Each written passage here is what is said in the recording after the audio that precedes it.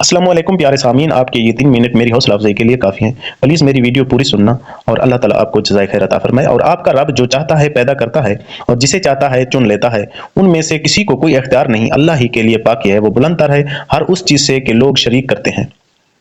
ان کے سینے جو کچھ چھپاتے اور جو کچھ ظاہر کرتے ہیں، آپ کا رب سب کچھ جانتا ہے۔ وہی اللہ ہے، اس کے سوا کوئی لائق عبادت نہیں، دنیا اور آخرت میں اسی کی تعریف ہے، اسی کے لیے فرما روائی ہے اور اسی کی طرف تم سب پھیرے جاؤ گے۔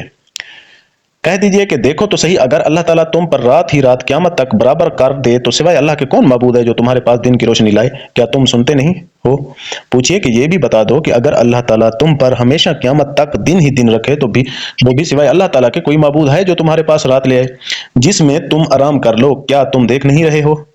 اسی نے تو تمہارے لیے اپنے فضل و کرم سے دن رات مقرر کر دیے ہیں کہ تم رات میں آرام کرو اور دن میں اسی کی بھیجی ہوئی روزی تلاش کرو، یہ اس لیے کہ تم شکر ادا کرو۔ اور جس دن انہیں پکار کر اللہ تعالیٰ فرمائے گا کہ جنہیں تم میرے شریک خیال کرتے تھے وہ کہاں ہیں؟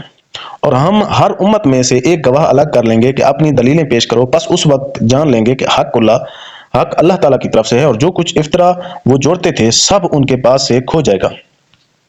قارون تھا تو قوم موسیٰ سے لیکن ان پر ظلم کرنے لگا تھا۔ ہم نے اسے اس قدر خزانے دے رکھے تھے کہ کئی طاقتور لوگ بے مشکل اس کی کنجیاں اٹھا سکتے تھے۔ ایک بار اس کی قوم نے کہا کہ اترا مت، اللہ تعالیٰ اترانے والوں سے محبت نہیں رکھتا، اور جو کچھ تجھے اللہ تعالیٰ نے دے رکھا ہے اس میں سے آخرت کے گھر کی تلاش بھی رکھ، اور اپنے دنیاوی حصے کو بھی نہ بھول، اپنے دینوی حصے کو بھی نہ بھول، جیسے کہ اللہ تعالیٰ نے تیرے ساتھ احسان کیا ہے، تو بھی اچھا سلوک کر اور ملک میں فساد کا خواہ نہ ہو، یقین مان کہ اللہ مفسدوں کو ناپسند رکھتا ہے۔ قارون نے کہا یہ سب کچھ مجھے میری اپنی سمجھ کی بنا پر ہی دیا گیا ہے کہ کیا اسے اب تک یہ نہیں معلوم کہ اللہ تعالیٰ نے اس سے پہلے بہت سے بستی والوں کو غارت کر دیا جو اس سے بہت زیادہ قوت والے اور بہت بڑی جمع پونجی والے تھے، اور گناہ گاروں سے ان کے گناہوں کی باز پرس ایسے وقت نہیں کی جاتی۔ پس قارون پوری آرائش کے ساتھ اپنی قوم کے مجمع میں نکلا تو دنیاوی زندگی کے متوالے کہنے لگے، کاش کہ ہمیں بھی کسی طرح وہ مل جاتا جو قارون کو دیا گیا ہے، یہ تو بڑا ہی قسمت کا دھنی ہے۔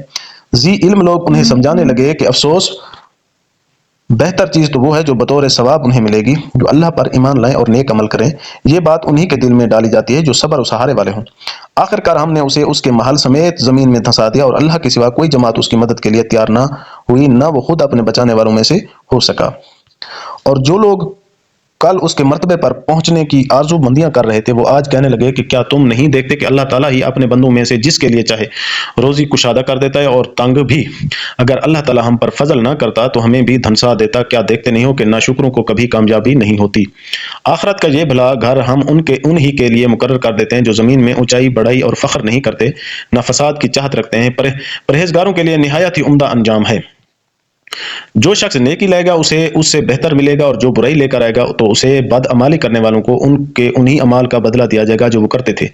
جس اللہ نے آپ پر قرآن نازل فرمایا ہے وہ آپ کو دوبارہ پہلی جگہ لانے والا ہے۔